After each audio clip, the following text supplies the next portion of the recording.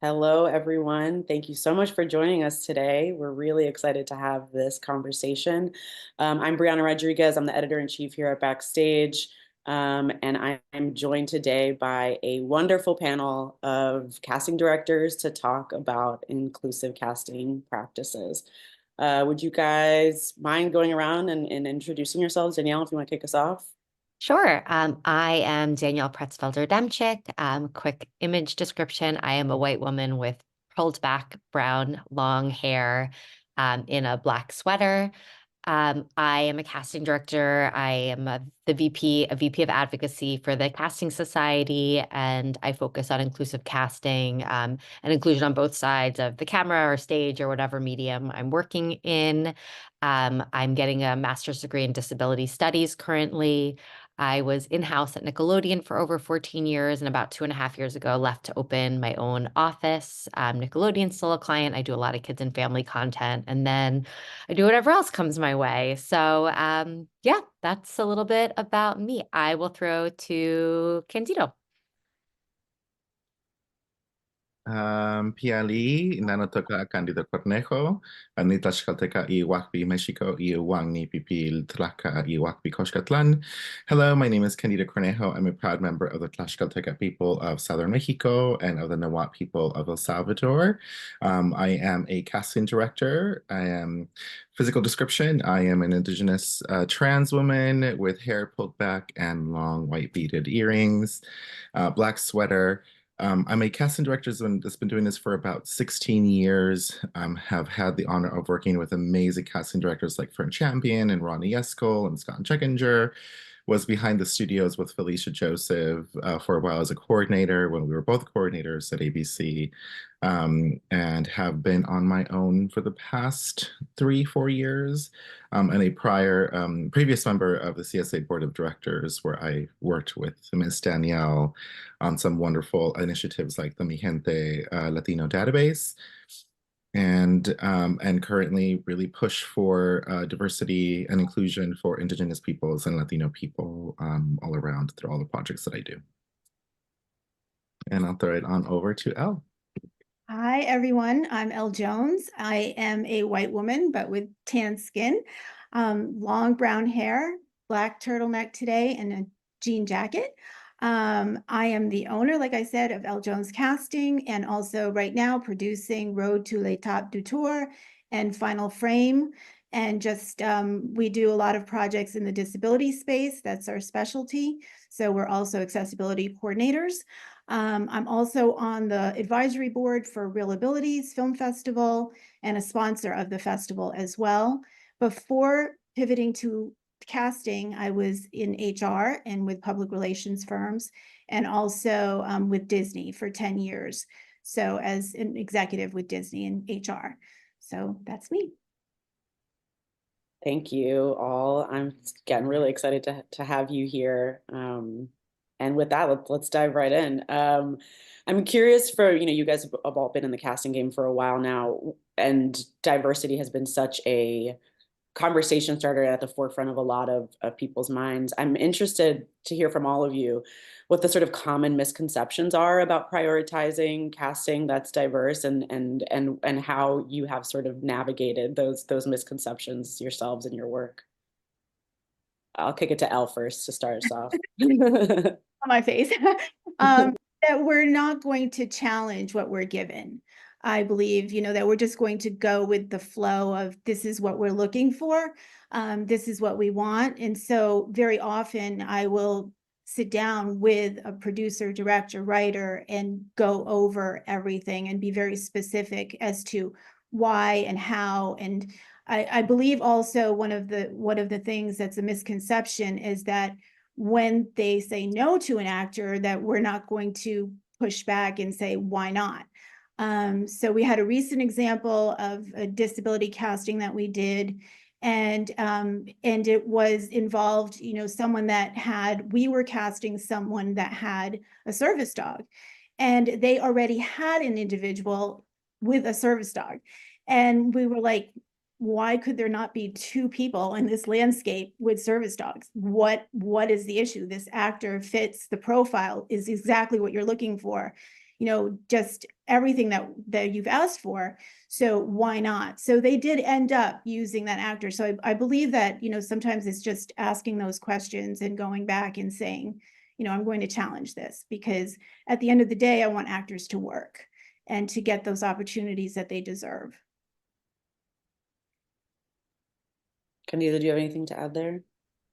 Yeah.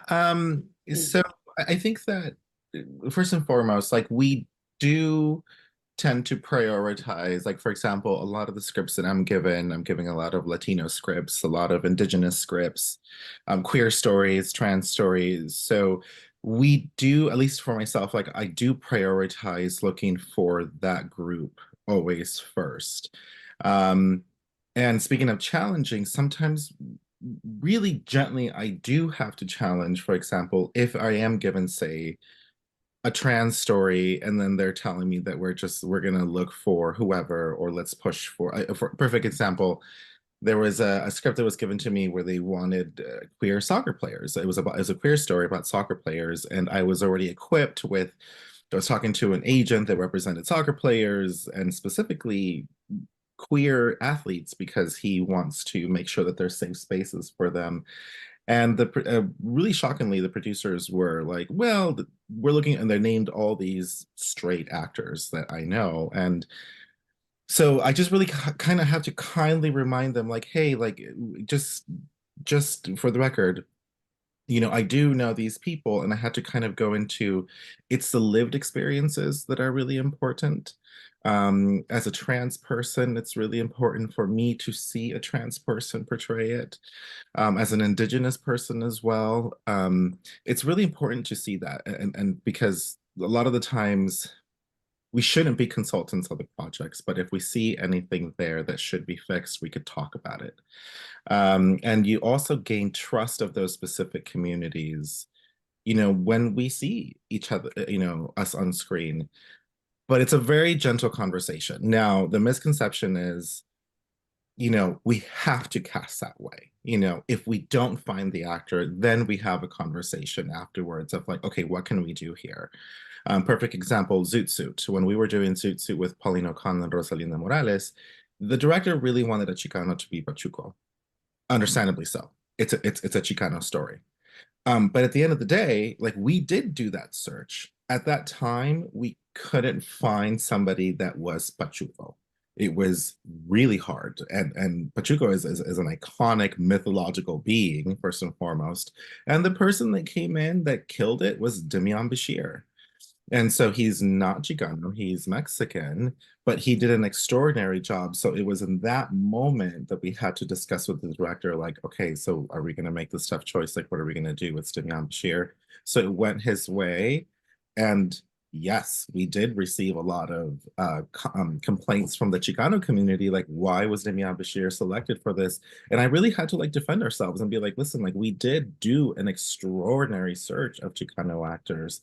In the end, Demian Bashir was the perfect person to do this. We cast around him. We cast Chicanos around him and said we hired so-and-so and so-and-so and so-and-so. We made sure that we still had that representation, but we had to make that compromise. But it was after a tremendous search. So I think a lot of the times people think that, oh, well, they only went that way. I mean, it's a damaging narrative of they only got that part because that person was, I mean, this is horrible, but I've heard it, like, because she's Black. Because she's Mexican, because this, and it's like, that's not all that goes into it. It requires so much more than that, but we are prioritizing that as much as possible because there's no excuses not to look within that pool. But at the end of the day, the person cast is going to be the person right for the role. Yeah, and I think people forget about intersectionality often when we're casting. And, one thing that makes you great for that role, there might be something else that makes you not great for that role, like exactly what Candido is referring to. That was the best actor for the role. And there are parts of that actor's identity that clearly align with this character, or they wouldn't be able to bring that lived experience to life. And that's why you build that world around that person. I think it depends on what identity we're talking about and what, there's different identities where it's more damaging. I think having somebody crip up is very different than having somebody who is from a similar culture in a way.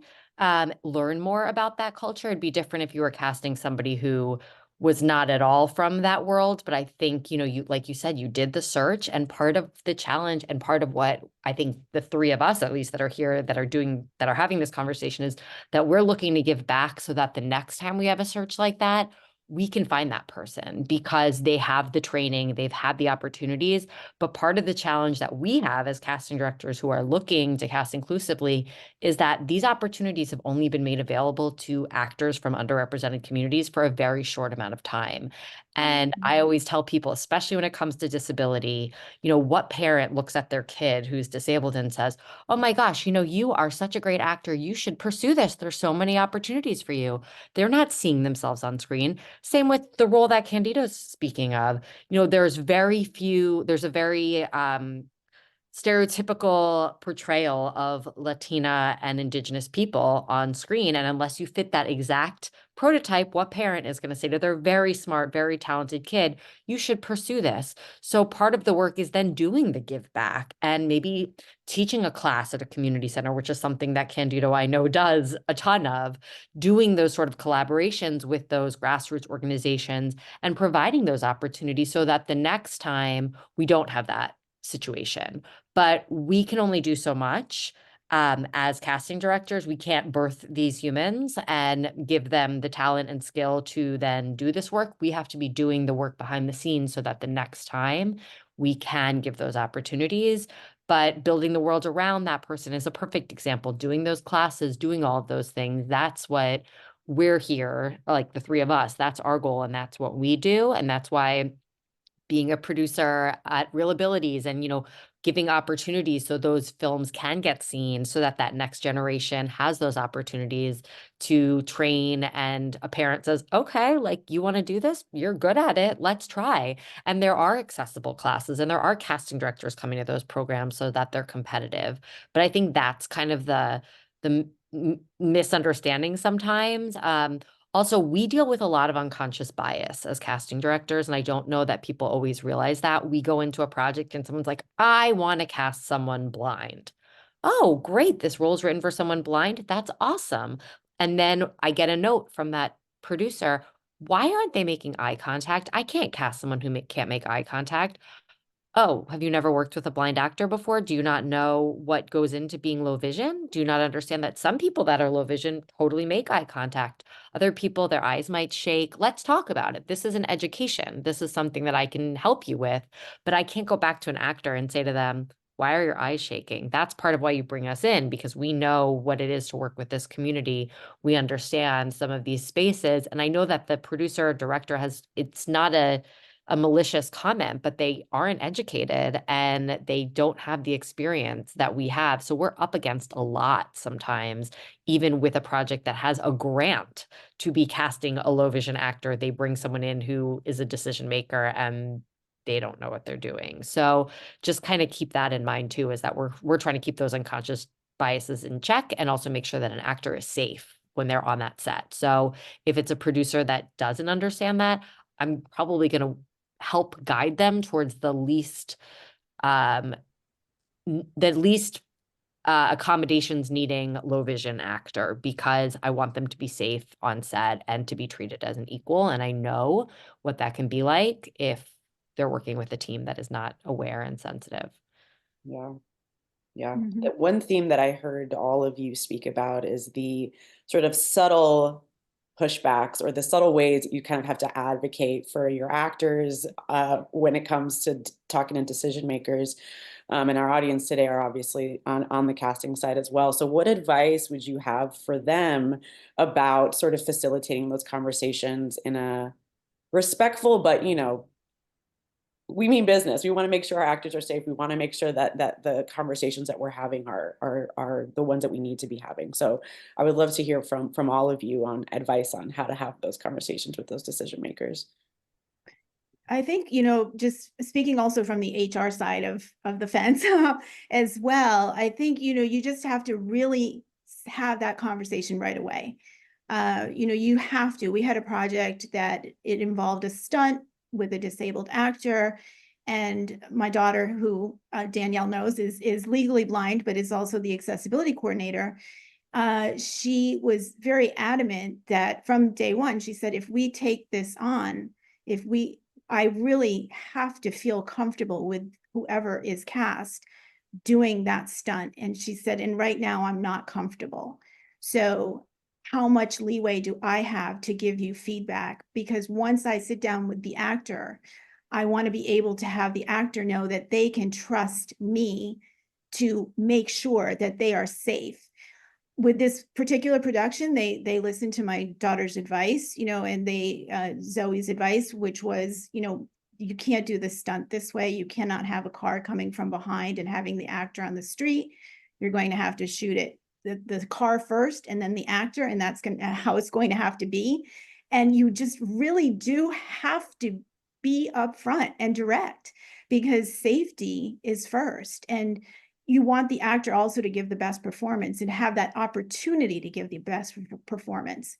And in this case, it worked out. But we were, from day one, we read the script and we were like, okay, this is probably going to have to change. We're going to have to tell you that right now.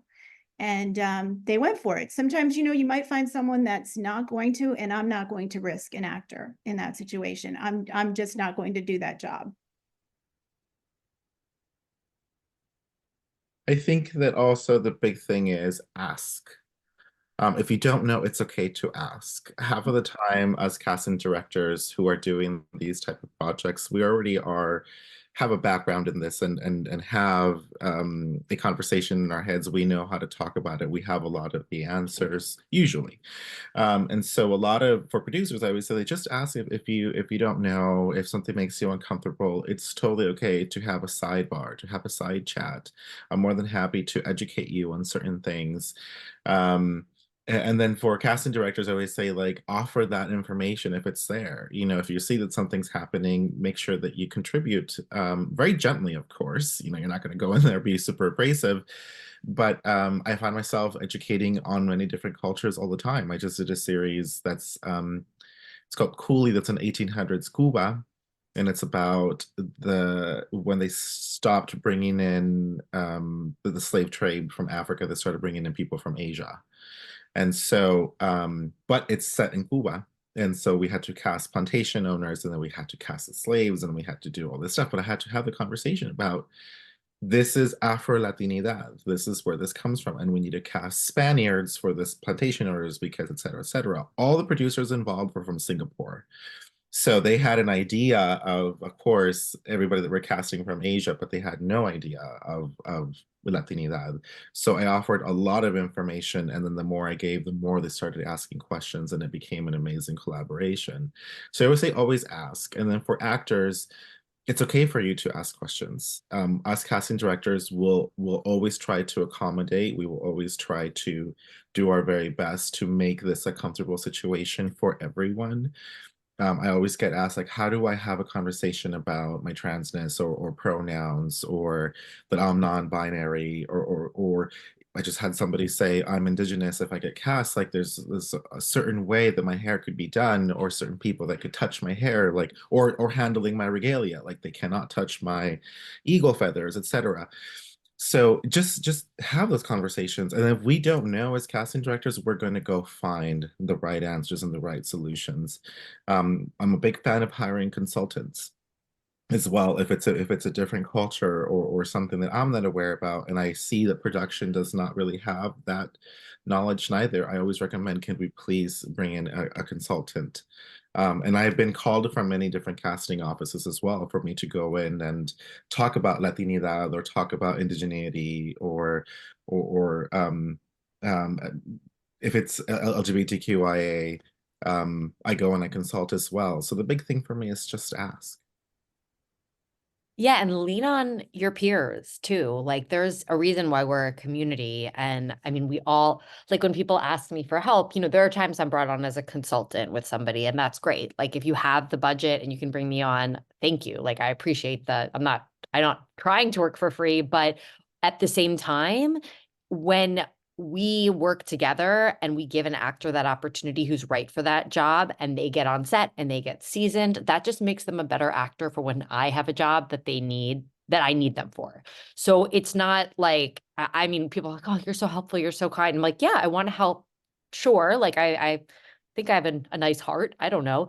But I also, there is a benefit to me to getting those actors seasoned. And it also just furthers my mission when I say to a producer, when they're like, there's nobody that's X, Y, or Z that can do this role. Have you ever seen that done before? I can say, yeah, like I know you haven't seen the show yet, but like this big series, I, consulted on this and we have this person playing this role authentically. Like these people do exist, or I have a list of all of these actors we can go to. You might not have met them yet, but they're great and they exist. So like, I'd rather someone come to me and ask for that help and see that we can grow authentic representation and do it together, because it only furthers all of our missions that have that mission. And I think there's a lot of us in the business that really do. We just don't always have the resources unless we, work with each other. And we only can meet so many actors. We can only see so much. I mean, we live in a world that like, you can't consume every piece of content. You just can't anymore. So it's important that we work together and like also foster that community. I think it's really nice. I've been the recipient of that help, Danielle, so I've called upon you. So I'm happy to do it. I mean, it's like I know that there is no way to know every single person. And like people sitting like, oh, like I'm going to send you this person. I bet you know them. Like sometimes I do, sometimes I don't. But also like it's great for me to know that you had a great experience working with them. That's huge, because I'm putting my butt on the line when I, work with someone that I've never worked with before, and I get that feedback. And, for me, it's really, really amazing. And there is especially in the disability community, there are so many actors that are without representation or without quality representation, or are kind of like underrepresented. So it's really important. And same with the community of people of trans experience, I would say. Like, there's a lot of people that kind of, have maybe a commercial rep and not a legit rep, or print rep, but like they're not being submitted to me for things, or they're only being submitted for trans roles, or they're only being submitted for disabled roles. And I want to see them for everything. So it's like, it can be really helpful if we all are just kind of like chatting, and you're bringing someone to my radar and being like, let me tell you, they killed it on this set. Like, I'm getting this incredible feedback. If you have something for them, like, I think I know you're the type of projects you do. I think they would be great for you. Like, I love that. And I love that we have that community and conversation. Yeah. I always say also to producers, like try to, because I think a lot of the times we come onto something and we have a super low budget, or it's super quick, or we have to fix it. I always try to tell them, like, if there's something niche about the project, try to get it in there when you're in development. Try to raise the funds for a proper search. Try to raise the funds for a consultant. I was approached by two wonderful producers who are Latino, and the script is about Latinidad, but also about local tribes in Southern California. And so they immediately were like, all right, so we're just starting this. Like, what do you recommend us to do? And I said, you absolutely have consultants already to first of all, to work on the script with you. And they were like, no. So I immediately connected them with a few local tribe members and said, hire them as consultants to at least break through the script with you. And I also have contacts of Native producers that will be more than happy to come on board. And then we could have a conversation now on how the search is going to be, so that I have the proper resources and that everything is taken care of before I come onto the project. So it's like very important, because I do see that a lot. Unfortunately, I do see that where we come onto something, we have no money, they want to cast like in 2 to 3 weeks or something, and then we're like, I don't have. Then I'm like scrambling, trying to like, bring in all these people, and then they don't know that, can we find Quechua people locally in LA? It's like, no, they're mostly all in South America. So like, do we have time to do that? Can I do an international search? Can we talk about visas? So I always say, like, try to think about these things in the very beginning, so we're not in a panic, during the job. It's a perfect segue, because I would love to hear, in terms of your searches. I mean, you both talked about, Danielle, you talked about leaning on your own network, and Candido, you talked about, asking the questions of what the limits of the sort of casting are in terms of from the producer's perspective. But can each of you share an example of a way that you sort of discovered an actor in an unexpected way, or give sort of unconventional sort of ideas to some of our casting folks on where to find actors. Whoever wants to kick off that question. We do it a lot on social. The team does quite a bit. So I have someone that that's pretty much all she does. So, she's always looking and searching and finding, and she attends film festivals. She's everywhere. So that's been the biggest help for us. You just never know, for anyone that's out there, you just never know where someone's going to find you. It's truly true. So, just that has been like the biggest thing for us, is just going after. We have one casting right now that we can't put a casting call out for, per the producers and the director. We've been on this project since 2021. So we have to find the actors. We have to find the advocates for this particular project that are also actors. And I want to go back to the point of the consultant. Because of the nature of this project and what the team has to do as far as speaking to the actors, we actually brought on a psychotherapist to help us navigate that space and ask the right questions, and also to help the team after we have these sessions where we're speaking to the actors, because it's so intensive and so personal.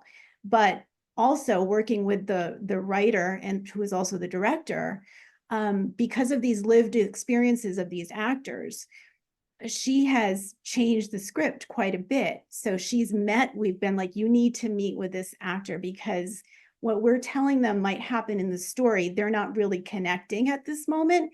And we're taking their word for it, because we spent a lot of time talking to them, and we know that they're speaking the truth. So she has gone back, and it's been just such a wonderful experience. But I don't know that we would have been able to do it without having a psychotherapist there by our side for ourselves. So sometimes, you do really get in with an actor or actors, and you really live that experience with them and know that they're going to be able to bring it. But we also know that sometimes it takes a lot out of them as well. Does anyone else want to share thoughts on finding? Has been, I think that lately, because of the projects that I've been given are so niche, I've had to, really think outside of the box, and really go into community, and find these people there, like on the roof when we cast Phoenix Wilson, a two-spirit teenager who is, a First Nations. Like that took an international search, but we were reading kids from reservations all across the United States and Canada. And it was wonderful to meet people on social media. I used to be so against social media. Like, I come from the days of like, oh, I would never. And then now it's like, I'm like scrolling and like hearting things, and it's such a tool now, and so we do use that a lot. But I think that internationally, I've been really blessed to find some amazing actors, because we had to think outside of the box. When we did the Mi Gente database, like, we discovered some phenomenal people in Chile and Brazil, in Argentina, even in Mexico. I know a lot of actors in Mexico, but like, we found some amazing people, and we're still getting stories of casting directors. Like, that was so helpful. We're meeting people, and that kind of opened the doors for this project Cooley, because it was non-union, because it was international, and because it was also during the strike.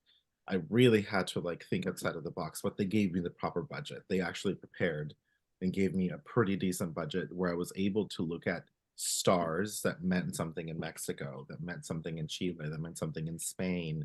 So that really actually like taught me a lot about movie stars that exist in other countries that can be helpful to us here. And in case of the Spider Woman, met some amazing, trans performers in Argentina as well. So it just kind of like opened my eyes that like we're in Hollywood, we just have like our own little bubble and kind of stay in this bubble.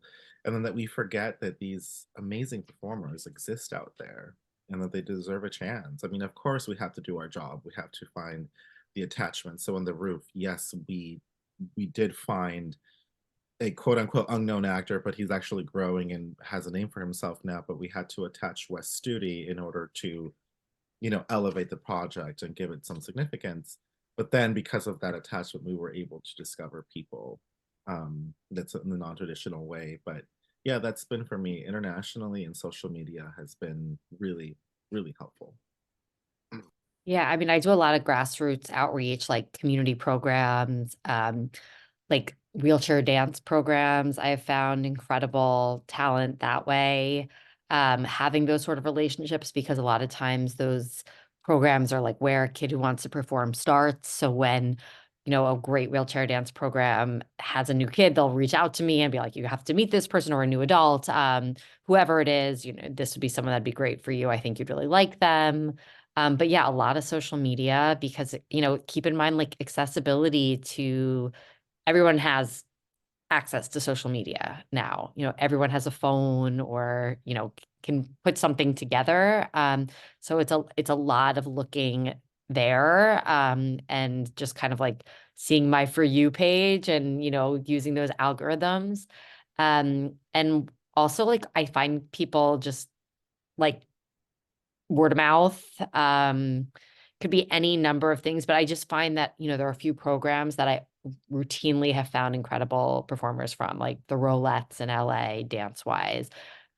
Just because I think there's more opportunity, people see more opportunity for their kid to dance than maybe to act in this. And that can, so that's a great segue into performance. Also, I find a lot of people through print, like, you can look at brands like Target that are super inclusive. Well, who are the kids and adults that they're casting? Like, a lot of those people, maybe they want to act. So looking at that, and I do some print and commercial work too. But looking at those sort of things, looking at like Apple, I mean, they've been doing incredible work. Google, like, who are, the people that are in those commercials? Also, like, so many kids brands now are so inclusive. Like, I get catalogs from like all these places I've ordered for my kids, like Primary, Hannah Anderson. They all have really inclusive content, both the parents and the kids. So it's like, I'll find who that print model is and try to find them. So you just never know. But also, going through performing arts schools has always been immensely helpful for me. From, elementary school through high school, like LaGuardia has always been a breeding ground for incredible talent. And I've found so many people there that have gone on to do incredible things. So I'm always keeping in touch with performing arts schools, because you have to earn their trust, because they don't want somebody just coming in and, taking their kids for things. But, if you do, if you kind of keep your eye on someone and be really transparent. I mean, and I went to performing arts high school, so I feel like I can also kind of like talk the talk a little bit about it. But yeah, those are all really great places that people are training. And those are also places that people are training for free. And that's really important to me, is keeping casting really equitable and accessible, that these are going to be kids that, they're just the best in their area. And then you can kind of be tracking them and see more of what they might be doing as they get older. So, and that's back to social media. It's a great way to track them. So, yeah. Yeah. I mean, you mentioned, Danielle, your For You page, so that's TikTok. What social media platforms are you all finding are the yield, I guess, the best, not the best, but the most results, whether it's TikTok or Instagram or Facebook, I don't know. What are you guys looking at these days? I use Facebook groups too. I mean, I cast a movie that I found someone in a Facebook group, and they booked the lead role. It was a very, very specific role, but I always ask before I join a group. I'm always very transparent that, like, I'm doing this casting. I would really like to post in your group, as I know there are a lot of people that are right for it for whatever reason. I often say, like, I am happy to have you post to the admin on my behalf, or if you would welcome me, I'll only stay for this search. Often they're like, no, we see that you do inclusive casting, like, you can stay forever. But, I'm always very clear that I'm not trying to like go into a space that I am not welcome. In all honesty, I also have an associate who is disabled. So she posts in a lot of groups that she's a part of already, or could be a part of, without it being preying on a community that, you know, I'm not a member of. And I very much respect that I am an ally as opposed to a member of any of the communities that I'm typically working with, unless it was like a Jewish casting, which I have had too. But, you know, I'm not trying to put myself in places, but I do find that Facebook groups can be really helpful. And sometimes I find somebody there, and then I do a little digging and I find their Instagram, and that's kind of how I end up connecting with them. As opposed to like, I don't like Facebook friend them or something like that, but you just never know how you're going to find somebody. So I do find even like the old school Facebook sort of stuff, or even LinkedIn. Sometimes I'll see someone looks at my page and I'm like, why are they looking at my page? And then I see who they are. So you never know. Yeah, it varies. I would agree. We have a presence in Florida. We work with a studio there. And so for Florida, it seems like the Facebook groups are definitely something that we gravitate towards for sure. And LinkedIn, like you mentioned, I always forget LinkedIn, but I definitely get people from LinkedIn. It's true. Instagram for me is definitely one that the team uses and really relies on, and TikTok as well. So all of those, and also I'm a writer, so I'm part of a couple of writers groups, and the last 3 projects we have gotten have been through those groups. So most of those writers are based out of LA, but they've either brought their work to us or brought someone else's work to us. So being part of a writers group has been a win for sure. Yeah, I think for me, Instagram is huge, and yes, I still use Facebook as well.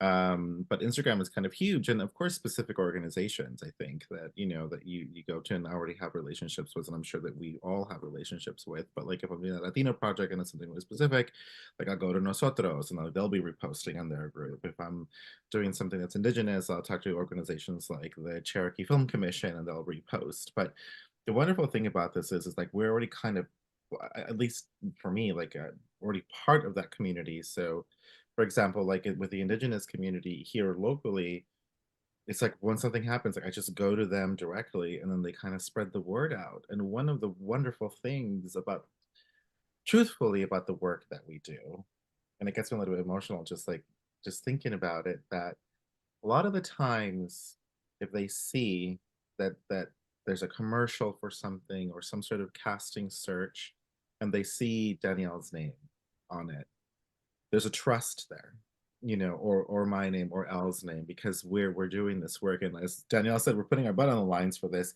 for producers and the industry, but also for these communities, because we're representing them. And I just did this Target commercial, speaking of, for Latino Heritage Month, and I made sure that we also included Latino, Indigenous folks and Afro-Latinos, because often they're left behind. And so I'll never forget, I went to a family because it was supposed to be local. So I went directly to the local Indigenous communities. And one of a really prominent figure said, Candido, like we saw it, but we didn't see your name. But now that we know that it's you, of course we'll show up, because we know it's you and we trust you. Because a lot of the times we can't trust these big corporations because there's been so much harm. And they showed up, and it was a really emotional moment, and I can't tell you how many people in that a Target commercial, okay, we're talking about groceries, and these performers were emotional and said, thank you so much for bringing me in, because like these indigenous people, like, were never seen like this. And to be given a chance and to say we have an opportunity like this is tremendous. And the producers, like, look at me right now, I'm tearing up, but the producers were like crying, and we're like, we're talking about apples and oranges here and chips. But it's like, but for this door to be open, but again, the trust that has been there, because we're often doing this work, they see our names. That's kind of wonderful to see. So we do use social media, but I think it's just word of mouth now as well. That's so powerful. I mean, just hearing about the importance and the sort of weight that comes with finding the right people to put on screen and to represent these roles and the ways that it, influences how people see the world. I mean, I think it's really what casting is, at the end of the day. I want to talk a little bit about colorblind casting versus specific sort of cultural intent. And I would love to hear sort of your take, all of you guys' take, all of you all's take on the dynamic between sort of colorblind casting versus casting with cultural intent, because I think it's a conversation that people are having. You know, they're asking themselves those questions, and would love to hear from you all on that topic. I don't know who wants to kick us off. It kind of becomes a groove, I think. I think that because we do this, it kind of becomes secondhand nature, where it's like I'm making sure that, you know, that we have all kinds of representation across the board when I'm looking at a script. You know, the first thing I look at is a breakdown that's given to me by the writer or the producer. And it's like the first thing that I'm doing, I'm making sure that there's a balance here, right? And so to me at least, it's just secondhand nature. It's like I know that this is like what I'm looking for. Like these are I'm having conversations with creatives about what they're looking for, what we need. A lot of the times is the name attachments, which to me is like the most boring part of casting, is making those lists. But then it's like, but we're it's just like, okay, like if everybody's probably like, I remember once a movie was like they were all men. And then I was like, okay, like we have diversity, but why are they all men? You know, and so I just called the producer like, hey, so, and the director was choosing men. And I was like, so don't you think it's a little weird that we just have all men like in this film? And then she's like, no, you're right. So she's like, let's make sure that we cast some women in here and et cetera, kind of throw it in there. So to me, it's just like a perfect balance, just making sure that everyone's represented, that we have a perfect balance in the film. And that comes with time, I think. You know, and long gone are the days where I just think that it's a really tricky subject because colorblind casting could mean many different things, I think. I've had the pretty uncomfortable conversations like, well, they're just actors, they're just actors. I'm like, correct, but at the end of the day, people exist of all different cultures and in different parts and different corners of the world, and or even this country. If we talk about this country alone, how much diversity exists in this country alone? So I kind of have to give those gentle reminders of like, we do have Latina lawyers and teachers, and we do have indigenous people as professors and as scientists. Like, it doesn't need to be a cliche thing anymore. So long gone are the days where everybody just needs to be one thing. So to me, I'm just looking for a perfect balance because that's how we exist. You walk out the door, that's what you see.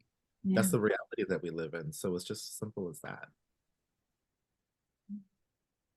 Coming from the world of Disney, and having to deal with BFOQs so often, it's just so liberating to not have to do that, and being able to look at life journeys and an actor and who they are and what they bring. And I've been fortunate to work with two Latino brothers in Chicago, the Nunez brothers, and I've produced with them and also done the casting. And, you know, I know from them when they're creating a role, they also bring not only their cultural experience, but their life journey with it and how it really intersects. And being part of that from day one has been so special, you know, to be able to see that. And when they're casting, you know, with me, when we're working together on a project, they're like, okay, so this is where we see this character. We see this character coming from the Latino community.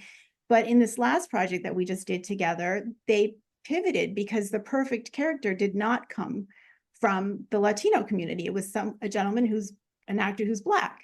So he was perfect for the role. And they were like, you know what? He's perfect for the role.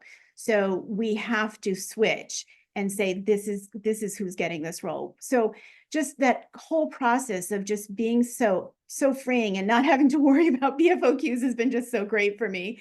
So I love it.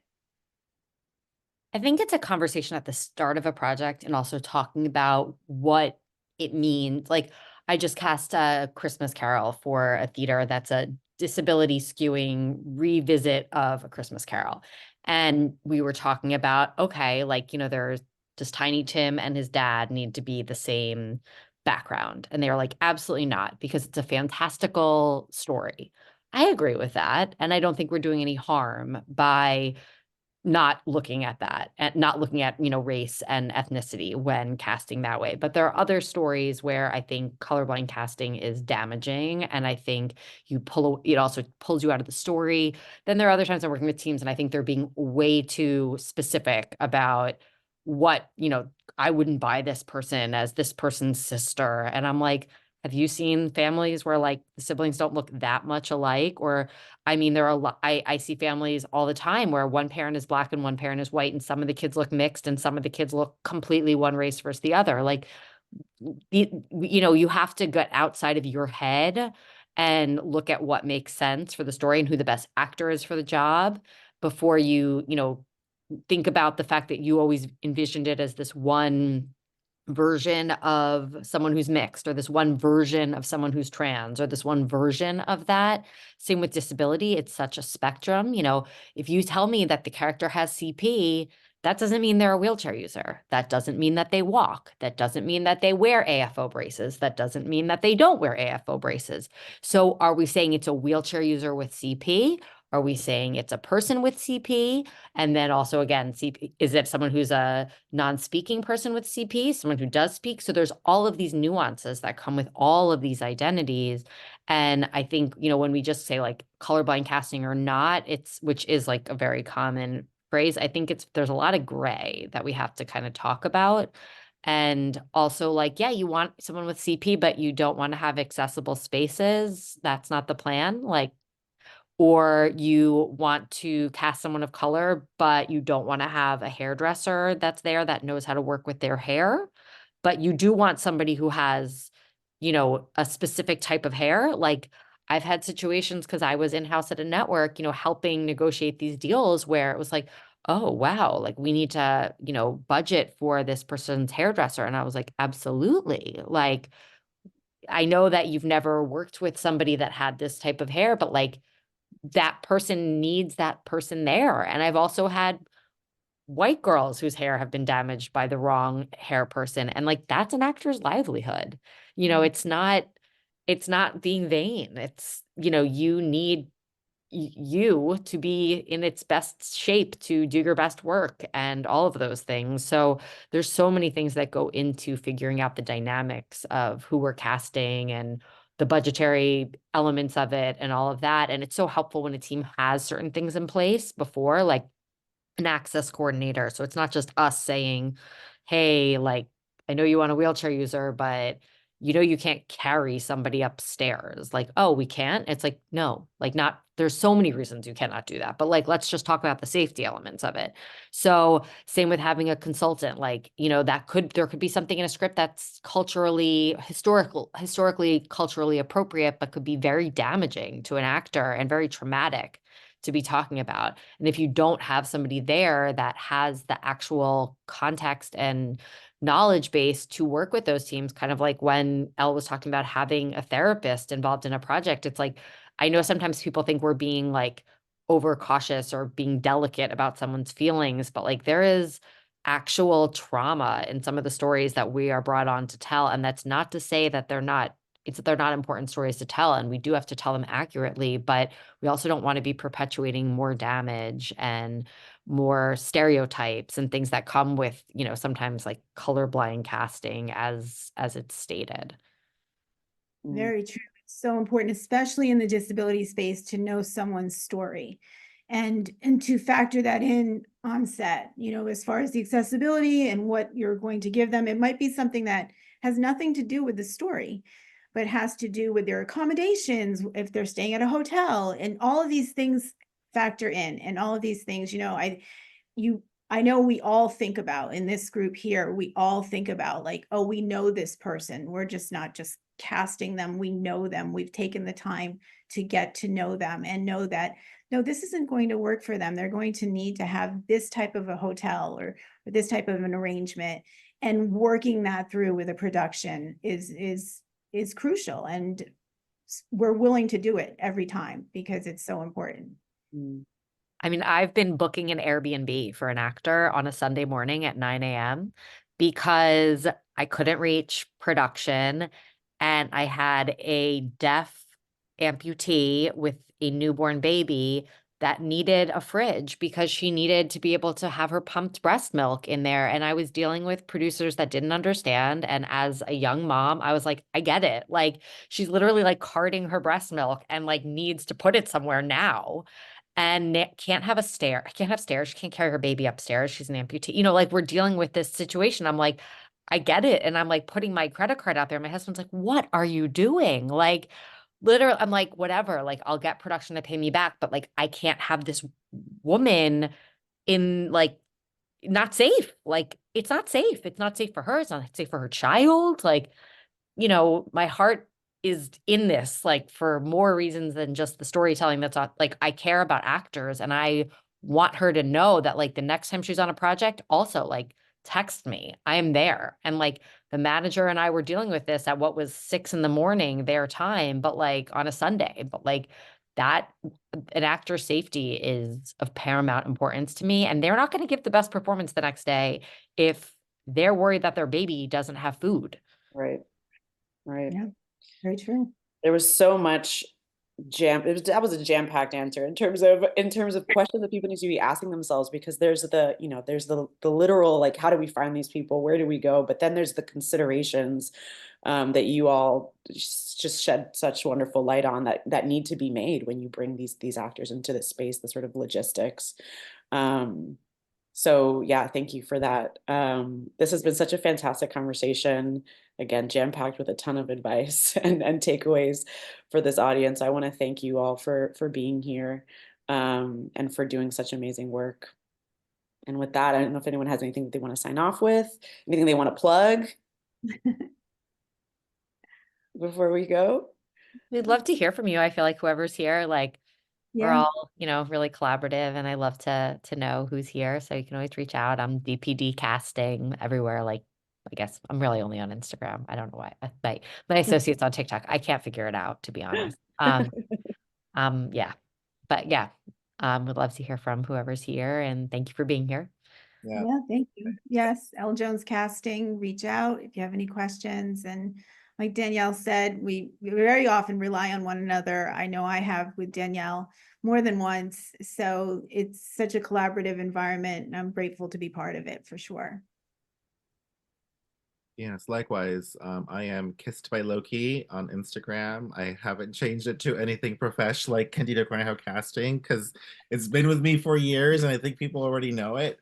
But also, I just want to add that, like, again, like the don't be afraid to ask. We really do mean it. And I don't want to put Danielle or Elle on the spotlight here, but like, I get DMs all the time from actors on different productions. Like, I don't need to be the casting director on a project in order for you to ask a question and how you could handle something. Like, I get questions all the time, like some people felt unsafe on set, or I don't know how to tell them, like, to use my right pronouns or something like that. Like, whatever it is, like, feel free to send me a message. I'm more than happy to answer it, and how you can navigate a conversation, or even like with your representation, or if there are any reps here as well.